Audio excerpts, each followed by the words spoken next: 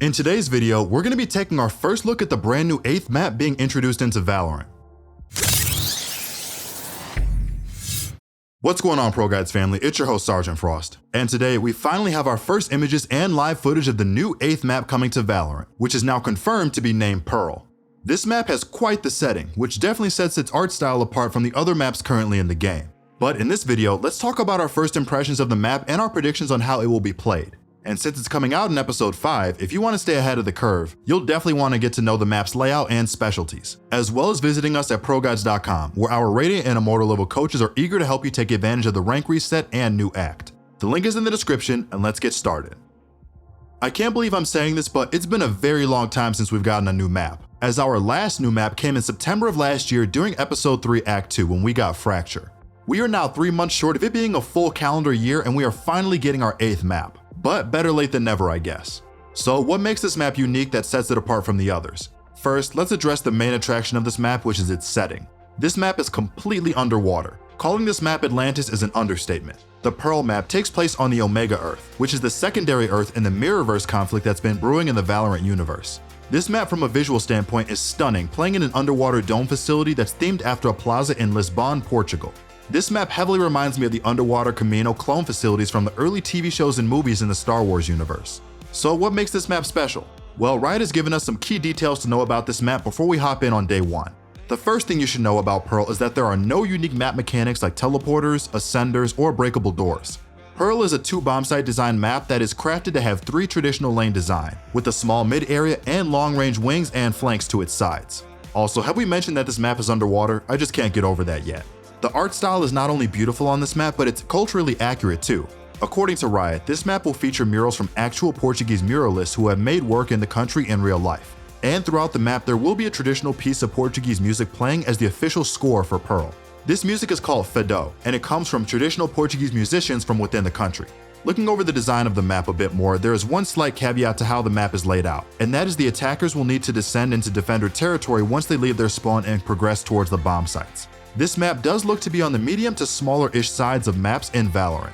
A rough size comparison just from looking at the footage and concept art that's been released so far is Split and Ascent for reference. While we are going to get into some dev quotes in a little bit so we can learn a bit more about what the devs were thinking when they designed this map, let's get to our thoughts on Pearl so far. Personally, it's great to see some smaller close-quarter maps being introduced into Valorant. The past 3 post-launch maps Riot has added since release have all been large and grand in size. And while that map design works out for some people, other players that enjoy smaller maps with more action, quicker rounds, and fast-paced close-quarter engagements need a map to thrive on too.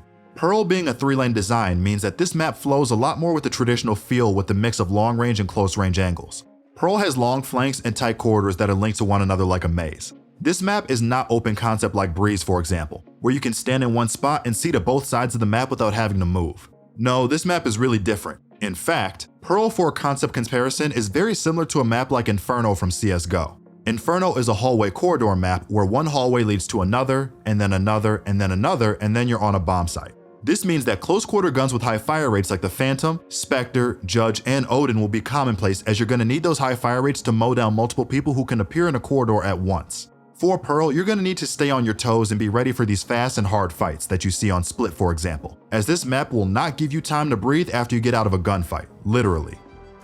So it looks like Pearl is shaping up to be a map that Riot designed with the fast-paced short engagement gameplay in mind.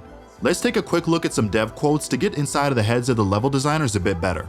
This first quote from Joe Lansford, a level designer at Riot, gives us some key insight as to what the team's goals were when designing Pearl. After Icebox, Breeze, and Fracture, we wanted to make a map that was a little more straightforward. Pearl demands committed engagements without the rotation and mobility support of doors, ascenders, and teleporters. What you get is something deceptively simple, strategically speaking. That said, it still has some twists and all the depth that you expect from a Valorant map. Just like we said in our opinions section, Joe and his team were motivated to give us a map with no gimmicks and no aha moments when playing this map.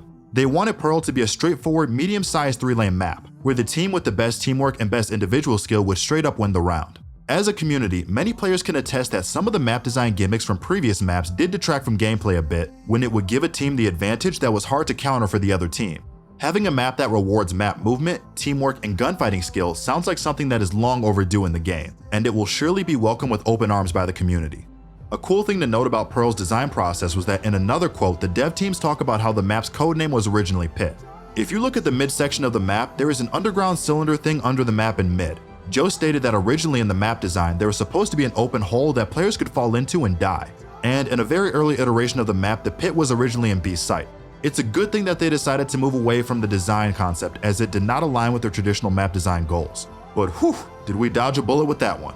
Could you imagine a defensive team setting up a breach ultimate play where the entire team gets hoisted off the map and dies all at once in embarrassing fashion?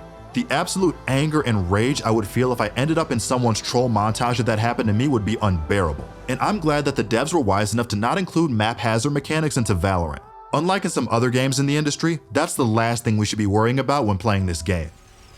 Well guys, that's all we have for the 8th new map Pearl. Make sure to be on the lookout next week when the new patch goes live, as that is when the new map is proposed to come out. If you did enjoy this video, make sure to leave a like and subscribe. And don't forget to visit our website ProGuides.com for the best courses as well as top ranked coaches. This has been your host Sergeant Frost, and good luck on the grind in the new episode.